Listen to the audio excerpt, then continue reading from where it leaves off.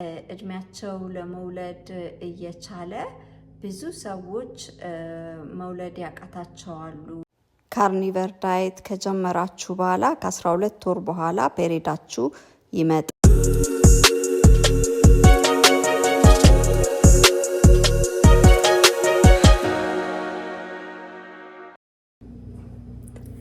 ሰላም ውድ አገሬ ልጆች፣ ኢትዮጵያውያን፣ ኤርትራውያን ወገኖቼ እንዴት ናችሁልኝ? ዛሬ በአዲስ ቪዲዮ መጥቻለሁ እና የዛሬው ቪዲዮ 3 ነገሮች በጣም ከሚገባው በላይ ይጠቅማቸዋል ብዬ ያሰብኩትን ነገሮች ይዤላችሁ መጥቻለሁ እና እድሜያቸው ለመውለድ እየቻለ ብዙ ሰዎች መውለድ ያቃታቸዋሉ በአሁኑ ሰዓት በዓለም ዙሪያ።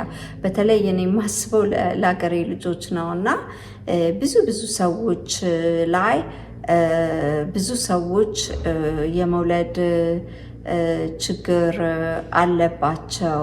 አንደኛ ማለት ነው፣ አንደኛው ያመጣው ሳብጀክት። ሌላው ደግሞ ገና የእድሜያቸው ሳይደርስ የወር አበባቸው የሚቀር ሰዎች ማለት ነው እና ልክ በእድሜያቸው ትልቅ ከሆኑ በኋላ ከ50 ምናምን ዓመት በኋላ የሚመጣውን ሞኖፖዝ በቅድሚያ የሚመጣባቸው ማለት ነው። ለእነሱም የሚሆን ነው። በዚህ አጋጣሚ ይሄ ነገር ለእነሱም የሚሆን ነው እና ልጅ መውለድ ያቃታቸውን ሰዎች እንዴት ያንን ነገር የሚያስተካክል ማለት ነው እና ለወንዶችም ይሆናል ለሴቶችም ይሆናል ማለት ነው እና በዚህ አጋጣሚ በቃ በጣም በልቤ ውስጥ ሁል ጊዜ የሚሰማኝ ነገር ነው። በአካባቢ ያሉ ሰዎችም አሉ ብዙ ሰዎች እና ቀድሜ ባወቅኩ ኖሮ ብዬ ስላሰብኩኝ ይጠቅማቸዋል ብዬ ይሄንን አምጥቼላችኋለሁ እና አብረን ቪዲዮውን እንይና ከዛ በኋላ ላስተርጉምላችሁና የእንግሊዘኛውን ከዛ በኋላ አብረን እናወራለን ውዶቼ። እሺ። እና በዚህ አጋጣሚ እንዳትደነግጡ፣ ቅንድቤን እያሳደግኩት ነው እና ፀጉሩ በደንብ ሙሉ ለሙሉ ስላልወጣ እሱን ትንሽ ለመሸፈን ነው እና እንደዚህ ያደረኩት ቅንድቤን እና ያው ልነግራችሁ ብዬ ነው። እንደ ባለፈው እንደነገርኳችሁ የጉሎ ዘይት እየተቀባሁኝ አሁን አድጎልኛል እና ውጤቱን እንግዲህ እሱንም እነግራችኋለሁ ወደፊት ውዶቼ። አሁን ፊልሙን ላስተርጉምላችሁ እሺ። ከዛ በኋላ እናወራለን። ሰላም፣ ዶክተር ሮበርት እባላለሁ። የወሊድ ስፔሻሊስት ነኝ። የ30 ዓመት ኤክስፒሪየንስ አለኝ። 20,000 ህጻናቶች አዋልጃለሁ። የምክንና ምክንያቱ ኢንፍላሜሽን ወይም የሰውነት መቆጣት መሆኑን አውቄያለሁ። ዳይታችሁን ቀይሩ። ይሄ ነው ልጅ እንድትወልዱ የሚያደርጋችሁ። የካርኒቨር ዳይት በጣም የሚገርምና አስደናቂ ነገር ነው። ጤነኛ ከሆናችሁና መውለድ ካቃታችሁ ሰውነታችሁ ተቆጥቷል ወይም ኢንፍላሜሽን አላችሁ ማለት ነው። በእኔ በኩል 5 ነገሮች አሉ እሱን የሚያመጡ ከአትክልት ውስጥ ካሉ ስኳሮች ጋር እንዲሁም ኬሚካሎች። አንቲጀን አትክልት ሆዳችን ውስጥ በመብካት አልኮል፣ ሙቀትና ጋዝ በመፍጠር በጣም የበዛ ኤክሰርሳይዝ ስፖርት በማድረግ እንቁላላችን አደጋ ላይ ይጥለዋል። ካርኒቨር ዳይት በጀመራችሁ በ12 ወር የወር አበባችሁ በየወሩ በደንብ ይመጣል፣ ታረግዛላችሁ። ምክንያቱም የካርኒቨር ዳይት ፈርቲሊቲያችሁን ይጨምረዋል። ማንኛውም ጤነኛ ዳይት እንድታረግዙ ያደርጋል። ካርኒቨር ዳይት ደንበኞችህን ረድቷቸዋል። ለሰውነታችን መጥፎ ነገር ትንሽ ቅባት ያለው የአትክልት ዳይት ነው። ማንኛውም አይነት እድሜ ላይ ያሉ ሰዎች ሲወልዱና ሲያረግዙ አይቻለው በካርኒቨር ዳየት ሁሉ ነገራቸው ተመልሶ መጥቶ ማለት ነው። ላይ ቅባት ነገር እንቁላል፣ ቅቤ፣ የበሬ ስጋ እንዲሁም ጨው በጣም ኢምፖርታንት ነው። ይሄ ምክንናን ያድናል። አሁን ደግሞ ስለ ሜኖፖዝ ይሄ ሆት ፍለሽ ማለትስ በጣም ከሚገባው በላይ የሚሞቀን በሜኖፖዝ ጊዜ ልጆችም በጣም ወጣት ልጆችም አለባቸው እና ማለትስ የሚመጣው ብዙ ጮማ ነገርና ቅባት ነገር ካለማብላት ነው።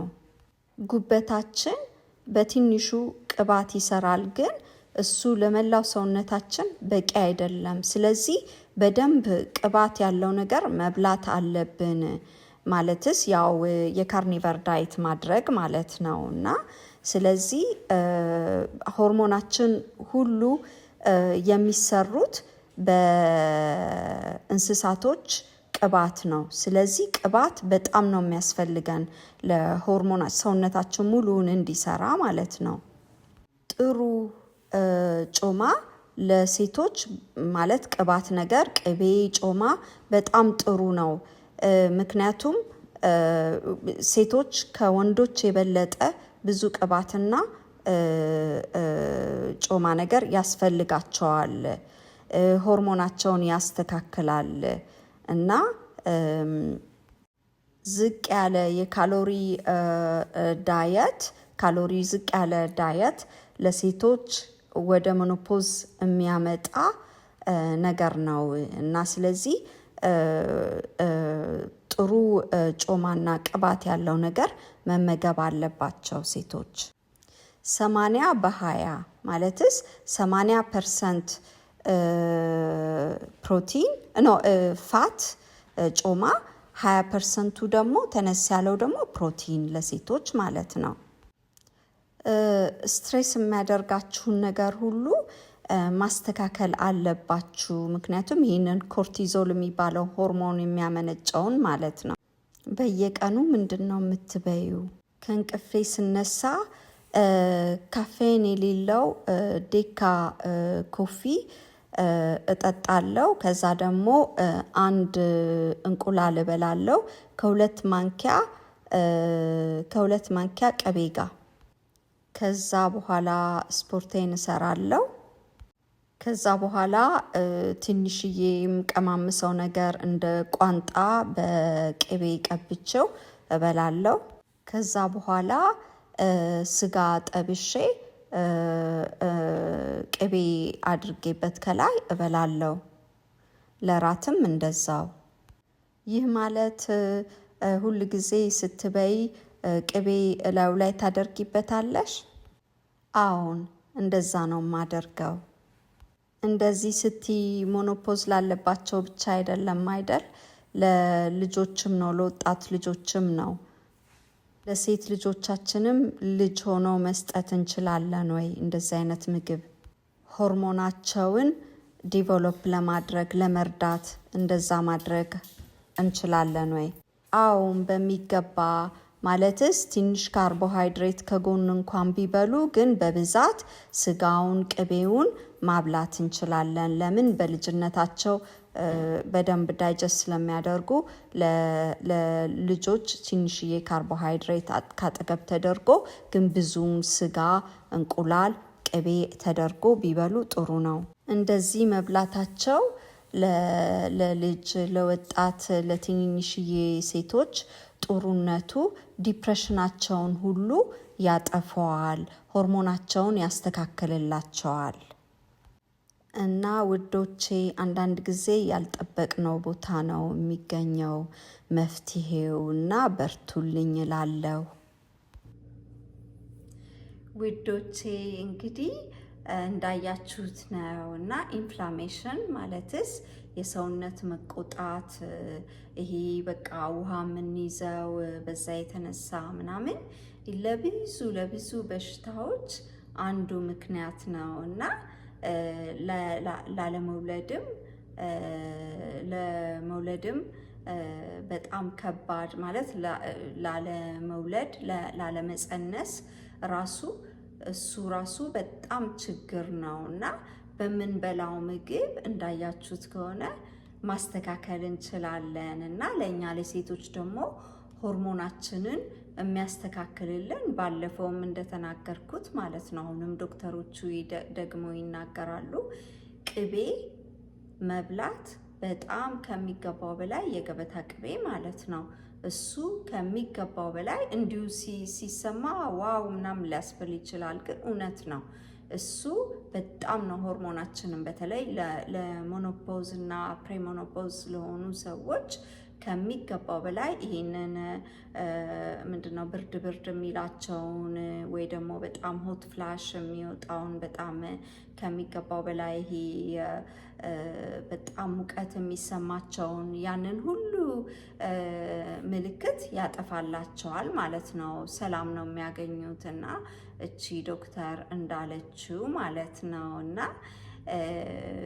ውዶቼ እንደሚጠቅማችሁ ተስፋ አደርጋለሁ እና እኔ የማመጣቸው ነገሮች ወይ በአካባቢ ያሉ ሰዎችን የጠቀመ ወይ እኔንም የጠቀመኝን ነገር ነው እና ምክንያቱም ብንሞክረው እንኳን ምግብ ነው ማለት መድኃኒት አይደለም። የምንሞክረው ሪስክ የሚያስወስድ ነገር አይደለም እና በዚህ አጋጣሚ ማለትስ እንደገናም ደግሞ ለሴቶች ይሄ ብዙ ሰዎች ጥያቄ ይጠይቃሉ። እንዴት ምንድነው ስሙ ቅባት ነገር ወይ ጮማ ወይ ደግሞ ምንድነው ቅቤ እንዴት አይወፍርም ለሚል ሰው ማለት ነው። በመጀመሪያ ደረጃ ያው ብዙ ጊዜ እንደተናገርኩት ነው፣ ብዙ ዶክተሮች እንደመሰከሩት ነው። ሰውን የሚያወፍረው ስኳር፣ ዳቦ፣ ካርቦሃይድሬቶች ናቸው እንጂ ፕሮሰስድ ፉዶች ናቸው እንጂ እንትን ቅቤውን ማለት ቅባቱን ሰውነታችን ውስጥ ያለውን ልክ እንደ እንትን ያቃጥለዋል እንጂ ችግር አያመጣም ሰውነት ላይ። በጣም ለሰውነት ጠቃሚ በተለይ ሴቶች ብዙ ቅባት ነው መብላት ያለባቸው። አነስ አድርገው ነው ፕሮቲኑን መብላት ያለባቸው እና አነስ አድርገው ስጋውን፣ ቅባቱን ግን በዛ አድርገው ነው። አሁን ለምሳሌ ከመተኛታቸው በፊት የገበታ ቅቤ የሚወስዱ ሰዎች ከሚገባው በላይ እንትናቸው ይሄ ሆርሞኑ ኮርቲዞል የሚባለው ሆርሞን ዝቅ ይላል። በጣም ከሚገባው በላይ የኢንሱሊናቸው አይረጭም እና ከሚገባው በላይ በደንብ ሰውነታቸው እየተስተካከለ ነው የሚመጣው። ለብዙ ጊዜ አልከሳም ያለው ሰውነታቸው ሁሉ ይከሳል ውዶቼ። እና እኔ ዝም ብዬ ያላነበብኩትንና ያላመንኩበትም ነገር ዝም ብዬ ይዤላችሁ አልመጣም ውዶቼ። እና ሞክሩት። ብዙ ሰው ነው ደግሞ የመሰከረው። እውነቱን ነው የምላችሁ። በዚህ በዩቲዩብ ቻኔል ላይ በማቀርባቸው ቪዲዮዎች ስር በጣም ብዙ ሰው ነው ደስ ያለው። ጥሩ ነገር ይሰማኛል፣ ይሄን ያህል ኪሎ ቀነስኩ፣ ሰላም ተሰማኝ እያሉ የሚያቀርቡትና ከጾሙ በኋላ በእርግጥ ጾም ነው አሁን፣ መልካም ጾም ለሁላችሁም። እና ግን ከጾሙ በኋላ ግን ሞክሩት ለጤናችሁ። በተለይ ከልቤ ካንጀቴ በቃ ልጆቻችሁን በእጃችሁ ታቅፋችሁ ባይ በጣም ነው ደስ የሚለኝ። እና ያው ዞሮ ይሄ የካርኒቨር ዳይቱ በጣም ከሚገባው በላይ ነው የሚረዳው። እንዳያችሁት ከሆነ ኢንፍላሜሽን የሚቀንስ ማለት ነው። እና በዚህ እውነት ነው የምለው አንድ ቀን ደስ እንደሚላችሁና እንደምትመሰክሩ ተስፋ አደርጋለሁ ውዶቼ። እና በጣም ነው የምወዳችሁ፣ በጣም ነው የማከብራችሁ። በሚቀጥለው ቪዲዮ እስክንገናኝ ድረስ ውድድ ነው የማደርጋችሁ። ቺርስ